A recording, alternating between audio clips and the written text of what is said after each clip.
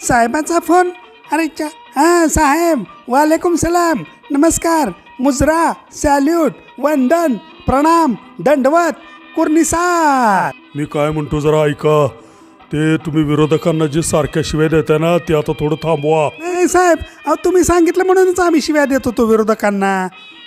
हा, पण आता लोकांच्या लक्षात यायला लागलंय मीच तुमच्या पाठीशी आहे. ते माझ्या सांगण्यावरूनच तुम्ही करताय. तर आता असं करा, विरोधकांना शिव्या द्यायचं बंद करा आणि मला शिव्या द्या.